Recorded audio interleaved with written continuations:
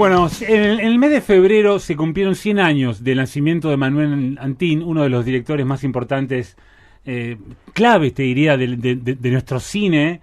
Un hombre, un renovador total, estético en los años 60, fiel exponente de la generación del 60, pero también con un rol fundamental desde el punto de vista institucional y también desde el punto de vista de la docencia. Un cineasta enorme realmente. Tengo en mis manos un libro hermoso, se llama Manuel Antín, escritor de imágenes, Cortázar, Borges, Marechal y la generación que cambió el cine argentino, escrito por María Ángeles Fernández y Diego Sabanés. Y Diego Sabanés se vino hasta acá, hasta el estudio, trajo el libro, lo tengo en la mano, es real, acá de papel, y vino a charlar un poco de todo esto. Así que bienvenido. Muchas gracias, feliz de estar acá. Se lanza oficialmente ahora en el Bafisi, que comienza en unos días. Exactamente, comienza esta noche. Hoy, claro, hoy se inaugura. Sí. De hecho, me voy acá al cóctel de inauguración, literalmente, y el libro se presenta este domingo a las 4 de la tarde en el Teatro de San Martín, una actividad libre y gratuita, que va a ser muy especial porque por primera vez se van a reunir 4 de las actrices que trabajaron con Manuel, que están entrevistadas en el libro y que además son para nosotros las musas de la generación del 60, porque además trabajaron con otros directores de ese periodo y son realmente cuatro grandes. No son las únicas, por supuesto, pero son las que nosotros entrevistamos porque son en particular las que trabajaron con Manuel. Va a estar Marcela López Rey, Graciela Borges, Fernanda Mistral y Dora Baret, en principio.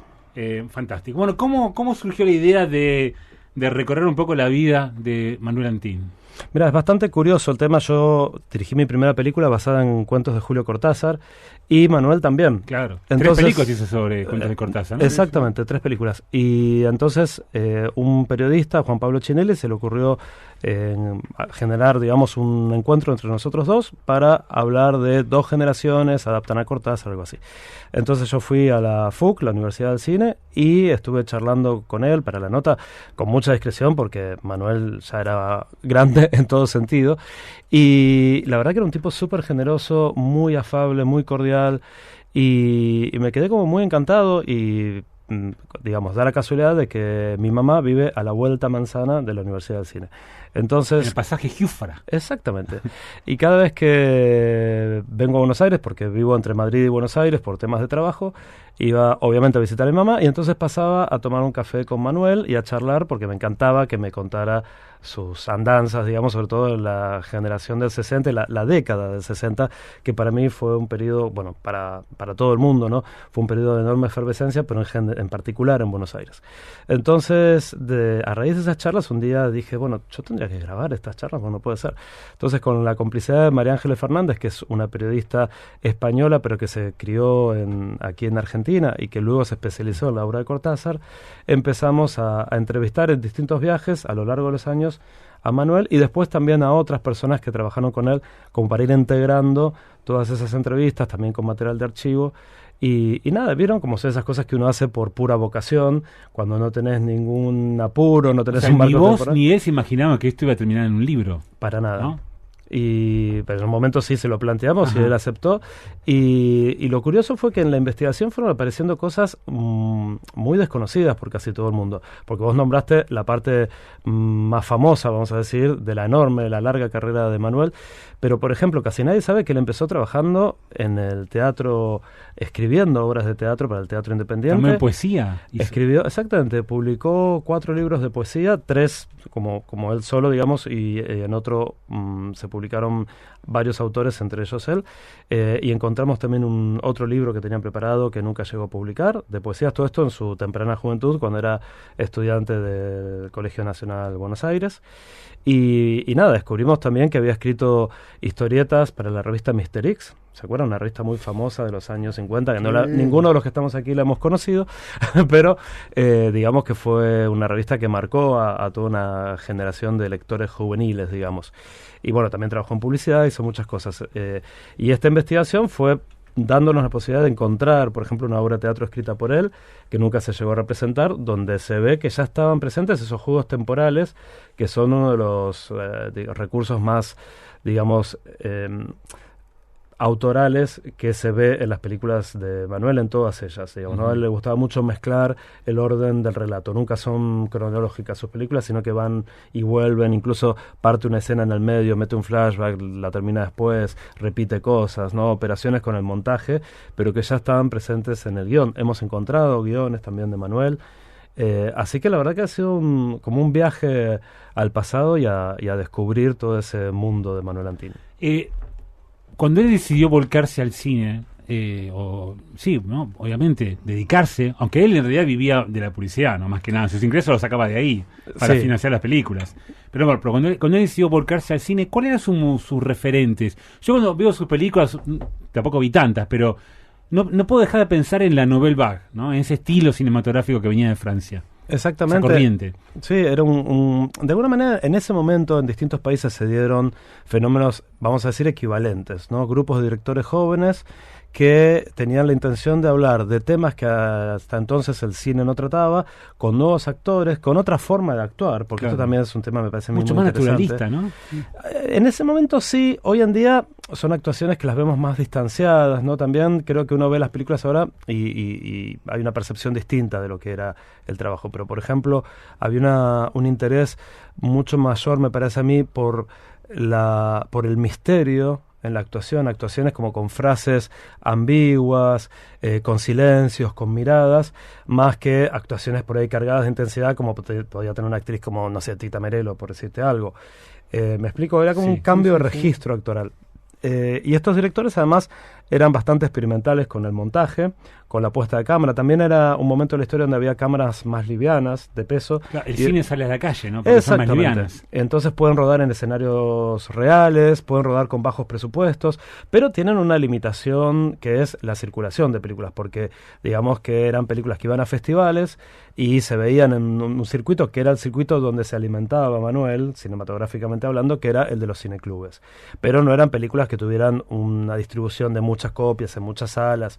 Pero también tuvo su faceta comercial en el cine. Una segunda etapa de su cine, él decía siempre, citando a Torre Nilsson, que era su gran amigo, de alguna manera mentor de todos estos directores de la generación del 60, que Torre Nilsson había dicho que un director de cine era un creador original en las primeras 5 películas que hacía y después se convertía en un profesional de la industria, ¿no? Y que esto era un poco lo que le había pasado a él, porque claro, cuando empieza a tener hijos, empieza a tener otro tipo de responsabilidades, ya también entiende el cine desde otro lugar, no solamente como un vehículo de expresión personal y digamos experimental, sino también como un producto que tiene que colocarse, ¿no? en un mercado y de alguna manera permitir una recuperación económica, ¿no? Algo que sus primeras películas no era lo que las caracterizaba justamente. Pero esto es común a varios de esos directores. Claro. ¿Cómo era el trabajo con su esposa? O sea, eran marido y mujer, pero también trabajaban juntos, ¿no? Por lo menos en varias películas. Exactamente. Ponchi Morpurgo era una famosa escenógrafa, también diseñadora de vestuario, que hizo mucho teatro, hizo ópera y también televisión. Yo me acuerdo cuando era chico, aparecía en los títulos de algunas novelas y de esos programas unitarios en la televisión anterior a la privatización de los canales, ¿no? Cuando con las novelas de Canal 13 de la tarde, ese tipo de cosas. Casi todas las actrices, por ejemplo, además de trabajar, estas que entrevistamos en el libro, además de haber trabajado con él en estas películas, todas la conocían a Ponchi por las novelas o programas de ficción. Y efectivamente ellos se casaron en los años 60 y trabajaban juntos, y no solamente eso, sino que además el padre de Ponchi, que era un famoso coleccionista de instrumentos musicales y compositor, era el que componía la música de casi todas, no todas, pero casi todas las películas que filmaba Manuel. Él decía que había hecho así como un negocio, ¿no? Como que consiguió al mismo tiempo una esposa, una escenógrafa y un compositor. Claro. ¿Quedaron películas inconclusas que no se llegaron a completar o incluso ni siquiera a comenzar? Sí, varias. Algunas son bastante conocidas porque él siempre contó que había querido adaptar Adán Buenos Aires, de Leopoldo Marechal. Trabajó en una versión del guión, estuvo a punto de rodarla 2 veces, incluso hemos encontrado artículos de prensa donde ya anuncian el elenco y hemos encontrado el guión y demás. Otros proyectos no tan conocidos, en algunos casos hay guiones escritos que se conservan en el Museo del Cine. Yo no sé si ustedes saben, hago una pequeña paréntesis, pero el Museo del Cine de Buenos Aires tiene un archivo de los guiones que en su momento las productoras tenían que enviar al Instituto de Cine para que pasara una aprobación del ente de calificación, que era básicamente un organismo censor, y entonces esos guiones quedaban guardados en un expediente de esa película. Cuando Manuel Antin, años más tarde, asume la dirección del Instituto de Cine durante el gobierno de Alfonsín, con el regreso a la democracia, él junto con Jorge Couselo, que era el vice, digamos, deciden donar todos esos guiones que estaban guardados, archivados en el Instituto de Cine, y que eran de los últimos 30 años más o menos, al Museo del Cine y crear esta especie de archivo de guiones. Eso nos permite a todos los guionistas y bueno, a todos los investigadores y a quien quiera acercarse al museo y poder leer los guiones de las películas de Torre Nilsson, por ejemplo, o de Manuel Antin o de un montón de directores. Eso es un patrimonio cultural fantástico con el que contamos y que muy poca gente sabe que existe gracias también a ellos. Entonces, uno de esos guiones es el de El Muerto, una adaptación de un cuento de Borges. Borges tuvo mucha relación con el cine y de alguna manera diferente también Cortázar. Cortázar tenía un fuerte interés por el cine y trabajaron juntos. Escribieron un guion a 4 manos que fue el de la película Circe, que se conoce la película porque es así se filmó, pero esa lo que de Borges, ¿no? Exactamente, pero lo que no se conocía era el guión original porque los diálogos enteros los escribió Cortázar. Y Manuel se los mandó a Manuel y Manuel utilizó una parte, porque eran muy largos los guiones. Y justamente en las películas de Manuel no hay mucho diálogo. Entonces él utilizó una parte y hasta el año pasado nadie sabía que había sido del resto de los diálogos. Bueno, encontramos el manuscrito completo de 52 páginas escrito por Cortázar, que desconocido hasta ahora. Así que eso es otro de los pequeños hallazgos de esta investigación que están recogidos en el libro. Qué fantástico. Hablando un poco de su faceta institucional, ¿no? Cuando fue nombrado por Alfonsín como presidente del instituto, ¿qué rol tuvo él en este instituto que viene de la dictadura, que viene de la censura, que viene de un montón de restricciones y tiene que cambiar todo eso, tiene que tirar abajo ese andamiaje medio nefasto que había, ¿no? Sí, mira, es muy interesante lo que él hace, por supuesto tiene varias líneas de trabajo, era un momento muy complejo, digamos, pero lo primero que él hace, y no, por supuesto no lo hace solo, digamos, ¿no? Pero digamos que el equipo que él arma redacta un proyecto de ley que presentan en sesiones extraordinarias en el Congreso, porque el Congreso empezaba, no recuerdo si en abril o mayo, y esto Alfonsín convoca, él gana, si no recuerdo mal, el 30 de octubre, creo es, pero asume en diciembre, y convoca al Congreso, porque claro, había que sacar adelante mucha actividad detenida durante años. Entonces, una de las primeras leyes que se discuten y se aprueban es esta, no recuerdo ahora exactamente el número, digamos que es el nombre de la ley, pero es una ley que, digamos, desactiva todas las reglamentaciones anteriores que de algún modo organizaban los procedimientos de la censura. Por lo tanto, garantiza la libertad de expresión absoluta a todos los creadores, por supuesto no solamente del cine, sino de todos los ámbitos. Y luego también organiza ciclos de películas argentinas que van a acompañar a Alfonsín en todas las giras que él hace, porque Alfonsín obviamente viaja a muchos países y entonces Manuel a veces lo acompaña y más allá de ir él o no, lo que hace siempre es presentar un ciclo de películas que son esas películas que se hacían en esos años, que también de algún modo, digamos, ponían en perspectiva todos esos problemas sociales que habíamos vivido los argentinos en esos años anteriores, ¿no? Entonces era muy interesante porque también eso permitía hablar de la transformación que está viviendo Argentina a través de la producción de películas, digamos, ¿no? De lo que las películas mostraban. Recién hablabas de la Universidad del Cine, esa es su otra faceta, ¿no? La faceta de enseñar, pero además una universidad que no solo dio grandes directores, sino que también producía películas, como Moebius, por ejemplo. Exactamente. Mala Época es otra. Y varias más de sus directores, porque aparte muchos directores se han formado ahí. De paso, cuento una especie de aclaración. Mucha gente piensa que yo estudié en la FUC. Curiosamente, yo no estudié en la FUC. Yo estudié diseño de imagen y sonido en la UBA, pero es innegable que la influencia de la FUC en... ¿Hay un estilo la FUC? Yo no me atrevería a ir tan lejos porque creo que cada egresado, digamos, cada director que estudia ahí, que también, por supuesto, uno dice directores, pero también hay guionistas, productores, sonistas, etcétera. pero digamos, cada uno de los profesionales que salen de ahí, yo creo que han desarrollado un estilo propio, porque eso es lo que me parece le interesaba más a Manuel. Yo creo que la FUC no formaba solamente profesionales de la industria audiovisual en un sentido técnico, sino también miradas personales, ¿no? Y muchos de esos directores y directoras son hoy en día los que hacen, bueno, quizás justamente no hoy en día, pero digamos en estos años, los que hacen las películas que circulan tanto por, digamos, los festivales más autorales, como también en el cine mainstream, ¿no? Porque hay muchos de ellos que trabajan tanto en Argentina como incluso en otros países en un cine muy comercial, y todos han salido de la FUC, lo cual habla también de una pluralidad de voces. Claro. Sí, ¿tienes una pregunta? Sí, en cuanto a la producción del libro, ¿cuánta gente entrevistaron? ¿Qué tiempo les demandó? ¿Meses? Oh, no, nos demandó años. Años, claro. Años. Nosotros decimos más de 5 años por redondear una cifra. En realidad yo empecé ese primer encuentro mío cuando el libro todavía no era un proyecto. Eso fue, no recuerdo si en el 2013, estoy casi seguro que fue en el 2013. Pero después, la primera vez que lo grabé, propiamente dicho, a Manuel fue en el 2015. Y creo que con María Ángeles empezamos en el 16 o 17, después hubo un año que no pudimos hacer nada porque estábamos con otros proyectos, cada uno de nosotros, y luego hubo momentos donde, bueno, apretábamos un poco el acelerador y decíamos, bueno, vamos a dar archivos y vamos a buscar entrevistas, porque también es cierto que Manuel, como pasa con todos los grandes, digamos, hay un momento en donde empiezan a elegir también qué te cuentan y qué no.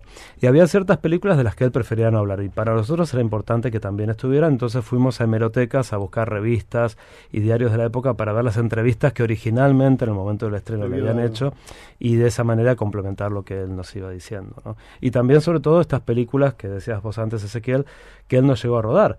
Y algunas de ellas nosotros no sabíamos. Por ejemplo, que él estuvo a punto de rodar una película trabajando junto con Victoria Ocampo, que Victoria Ocampo le propuso una historia que fue la que luego Teresa Anchorena terminó dirigiendo sobre Felicitas Guerrero. El primero que estuvo a punto de hacer eso fue Manuel Antín, que llegó a escribir una primera versión del guión, y tenemos unas cartas entre Victoria y él donde digamos, comentan el guión y aspectos, ella dice esto puede ser, esto no, yo nunca lo contaría así. Gran historia además de Felicitas Guerrero. Sí, muy potente. Él quiso adaptar también a García Márquez, quiso adaptar a Quiroga, en fin, bueno, fueron muchos los proyectos, y entonces, claro, cuando ya teníamos el libro terminado, de pronto descubríamos algo más, volvíamos a abrirlo, y después descubríamos otra cosa, o alguien nos contaba un dato, volvíamos a abrirlo. Era como el libro de nunca acabar. Él fue parte integrante de lo que se llamó por la prensa, más que nada, de la generación del 60. Y después, cuando ya como impulsor de la Universidad del Cine de la FUC, aparece la generación del 90. Yo tenía un libro para ir dando vuelta que se llamaba Generación 60-90. Un libro fantástico. Lo tengo por ahí en una... me encantó ese paralelismo entre las dos generaciones, ¿no? ¿Vos lo ves así también? ¿Hay semejanzas de alguna manera? Mira, sí las hay. Creo que ese libro, en el momento que apareció, fue muy interesante. Eran varios los autores, coordinados por Fernando Martín Peña. Sí. Y siempre hago la aclaración porque Fernando Peña no parece que uno se refiere al actor. No, pero en ese libro... Fue el primero, creo yo, Fernando con su equipo, estaba también Paula Félix Didier, directora del Museo del Cine, y un montón de otra gente. Fueron los primeros que pusieron el foco en esa comparación, que yo creo que tiene mucho sentido, porque de hecho la generación del 60 yo creo que fue como la que abrió una forma diferente de entender el cine, más personal, que no tuvo tantos frutos inmediatamente, porque en los años 70 casi todos ellos, esos directores, dejan de rodar por distintas circunstancias que no son personales, sino que son, vamos a decir, históricas, sociales, ¿no? Y algunos luego retomaron, otros no, algunos de hecho hicieron muy pocas películas. Pero luego es en los 90 justamente, cuando otra generación de alguna manera toma ese relevo y hacen películas que, si uno las pone en relación, tienen muchos puntos en contacto. Entonces creo que sí es legítima esa comparación. También creo que ahora que han pasado casi 20 años de la publicación, habría que verla también con otra perspectiva. Muy bien. Tenemos una comunicación, vamos a hacer una especie de entrevista tripartita, porque está conectada una de las musas de Manuel Antín. Es Marcela López Rey, que la tenemos al teléfono. Le mandamos un gran saludo. Hola, Marcela, buenas tardes. Hola, buenas tardes. Un gusto en saludarlos en esta tarde de lluvia. ¿Cómo te trata la lluvia? ¿Estás en tu casa? Sí, pero muy linda, muy linda. A mí me gusta la lluvia. Buenos Aires es linda, con lluvia. Así decía Daniel Tiner cuando él filmaba. ¿Te acordás que mojaba las calles por aquí? Otro gran director, Manuel Daniel Tiner, que habría que recuperar. Ese puede ser un próximo libro, ¿eh? Sí, sí, fantástico director, unas Ah. puestas de cámara deslumbrantes para la época. Sí, sí, él era de mojar las calles, en serio. Lo digo en serio. Llamaba a los bomberos porque dice que ese brillo, viste, del asfalto Claro. y del empedrado. También había muchas calles empedradas en esa época. Bueno, ¿cómo están los dos? Que están Muy bien, acá ahí, estamos sí, con Diego. Y bueno, con Diego. queríamos tratar de recordar un poco lo que fue trabajar, ¿no? Para vos con Manuel Antín. Vos trabajaste en Castigo al Traidor, la película del año 1966. ¿Cómo fue esa experiencia? Muy buena porque ¿cómo se llama? Antín, Manuel, era un hombre muy educado, muy delicado, tenía unos modales bonitos, te explicaba lo que quería, no era muy complicado entenderlo tampoco, y ¿cómo se llama? Mi trato con él fue muy cordial a través de los años, inclusive con su mujer, Ponchi Morpunga, ¿no? La escenógrafa, también trabajé en Canal 9, pero con Manuel ha sido para mí una hermosa experiencia, sí, Ajá. sí. Compartiste ahí pantalla con Sergio Renán, por ejemplo, ¿no? Claro, Jorge Barreiro. bueno, Sergio y yo hicimos como 3 o 4 películas juntas, Ajá.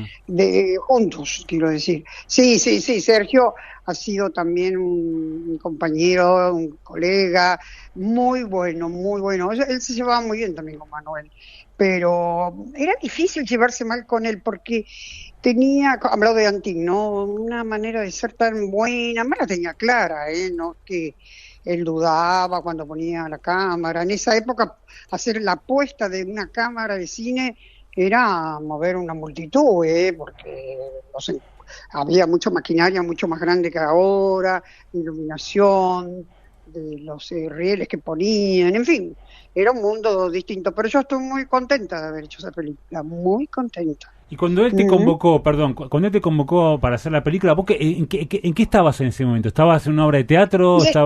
No, sí, porque en esos años yo, si mirás mi filmografía, estaría filmando otra película Ajá. con otro director, porque tuve suerte yo de encajar en la Nouvelle Vague, que le llamaban, ¿no? Sí. Y que le siguen llamando. Entonces, realmente nada, él formaba parte. No era tan joven como los otros directores, porque los otros tenían 20 y pico de años, 30, él era un poquito más grande, de edad hablo, ¿no? Uh-huh. Pero era ese movimiento que se dio en mundial y que acá en Argentina tuvo una influencia muy grande, ¿no? Y se hicieron muchas películas, no me acuerdo bien, pero estoy segura que yo venía de otra película y después, bueno, encajé en otra, ¿no? Uh-huh. Yo creo que vos más sabías... que nada sí.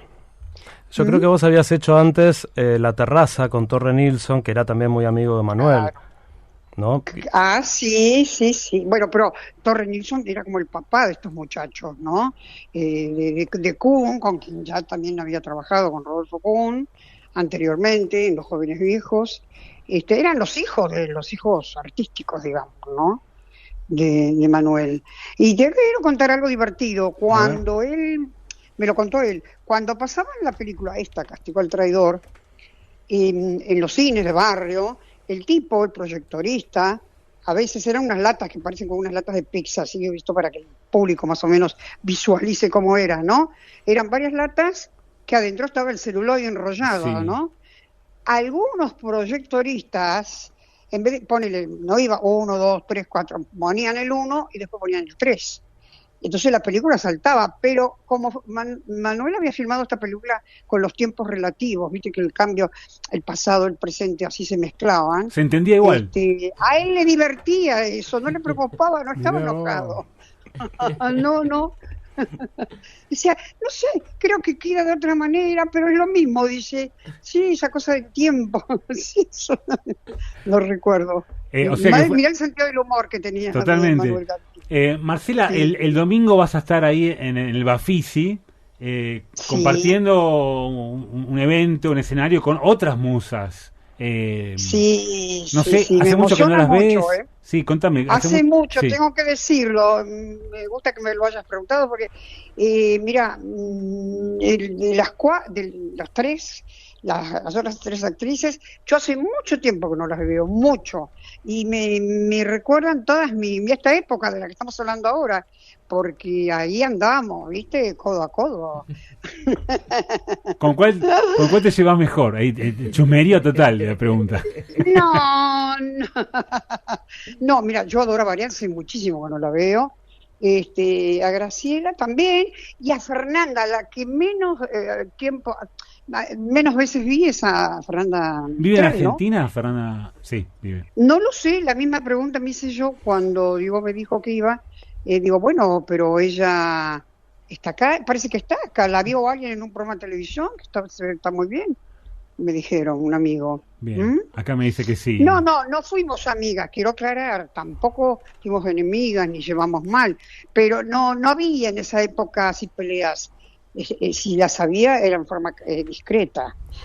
Yo me acuerdo que cuando estábamos grabando la entrevista con vos para el libro, me contaste que a diferencia de lo que pasaba entre los directores de la generación del 60 y los anteriores, porque Manuel siempre contaba que, y Ricardo Aronovich, director de fotografía de muchas de esas películas, que también está entrevistado en el libro, que por cierto, con 90 y pico de años, nos mandó un mensaje por Instagram, quiero mi ejemplar, así, el otro día. Qué lindo, creo que lo que me decís. Y ellos decían que la de la generación anterior de directores, los famosos, y vos trabajaste también con algunos siendo muy joven, eran bastante reticentes con ellos. Y en cambio, yo me acuerdo que vos me contaste que vos no habías tenido esa percepción respecto, por ejemplo, a las actrices anteriores con las que coincidiste, las que eran de la generación anterior a ustedes, digamos, ¿no? Claro, sí, creo claro. que me nombraste, creo que a Tita Merelo, no me acuerdo quién me habías nombrado. Sí, con quien me llevé muy bien, yo hice 2 películas con ella, imagínate, ella era 3 generaciones o 4 antes de la mía, ¿no? Así que realmente fue, ¿cómo se llama? No, algún grupito sí, muchos decían, pero estas que tienen, andan con la cara lavada, el pelo lacio, son flacas. Claro, era un tipo de belleza nuevo, ¿no, Marcela? Sí, Renovado. sí, mira, y Aronovich, vos estás hablando de Aronovich, él le fotografió Los jóvenes viejos, y él venía con el dedo y lo mojaba y te sacaba el rímel, la cara lavada, imagínate una cara lavada y un poquito de rímel. Nada, ni rímel me dejaba a mí y a todas, ¿no? A todas las actrices, todo carita lavada, ¿sí? Sí, así éramos, bien frescas. Bueno, ¿sí? muy bien. Marcela, bueno, ¿cómo está tu presente en este momento? Mira, yo me gustaría estar hablando de un proyecto inmediato, hacer una película.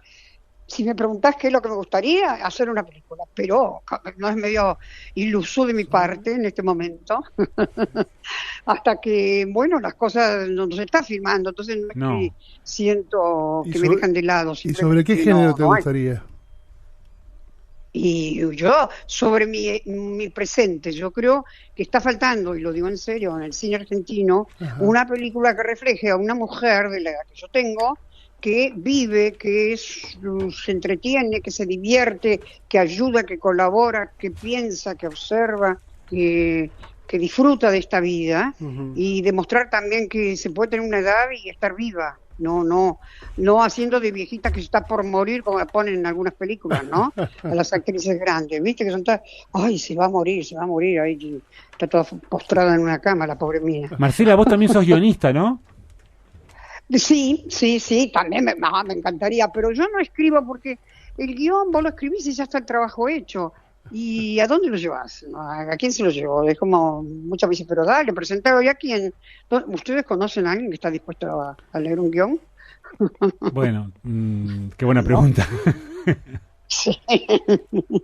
No, pero mira, yo trabajé mucho y en mi vida continúa. A mí me interesa el presente, estoy consciente que tengo un pasado interesante, muy interesante, al cual agradezco a un montón de gente, pero la verdad que también me interesa mi presente. Este momento que estamos hablando, esta es la vida, ¿no? Me parece, no soy así de andar, en fin, llorando por lo que ocurrió. Estoy, y sin ir pensando tampoco en el futuro. Vivamos ahora, acá está, el aquí y ahora, Estoy en esa etapa de mi vida, esa es la verdad. Vos sabés que a mí Lidia Lamezón, ¿se acuerdan la actriz Lidia Lamezón? Sí, Yo por trabajé con Divina, ella cuando divina. tenía 93 años. Me dijo una vez en medio del rodaje, yo detesto cuando me encuentro con colegas y me dicen, ¿te acordás cuando hacíamos temporada en Mar del Plata? ¿Te acordás Sí. cuando estábamos en las semanas? Y ella decía, no me hablen del pasado, cuéntenme lo que van a hacer la semana que viene. Totalmente. Sí, sí. Sabia Lidia, sabia. En serio. Y sí, Mar- sí. Es aplicable a cualquier edad, chicos, ¿eh? No se crean que solo las mayores de tanto pensamos así, ¿eh? Es aplicable. Decir que cuando uno es joven no se da cuenta, pero la verdad que cuando sos ya, bueno, entras en esta sabia edad, decís, pero sí, basta, finísela, que sí, de acuerdo, yo no, por favor, me siento muy bien hablando de mi pasado, pero también la vida es dinámica, acá estoy, ¿no? Totalmente. Vivita y coleando. Marcela, Y como dicen en México, dando guerra. tenemos que ir a las noticias, así que tenemos que despedirte. Te Vaya con las agradecemos. noticias, sí. Te agradecemos No, por favor. lo mejor para el evento del día, lo repito, domingo 19 de abril a las 16 horas en la en la Casa Cuberta, en el San Martín. Ahí vas a estar compartiendo escenario con Graciela Borges, con Dora Baret, con Fernanda Mistral y por supuesto con Diego Sabanés y con María Ángeles Ángeles Fernández, Fernández. los autores del libro. Gracias por todo. Bueno, gracias a ustedes y ojalá que vaya la gente. Ojalá, es gratis. Diego, te mando un beso. Así que es el Bafisi, así que es gratis. Exacto, exacto. nos Y vemos va a pronto. estar interesante. Nos vemos el domingo. Adiós. Un beso enorme. Gracias. Chao, querido, un beso. Diego, tenemos que despedirte también a vos. Gracias por todo. Lo mejor para el libro, que realmente es una patriada, lo que el laburo que le han puesto.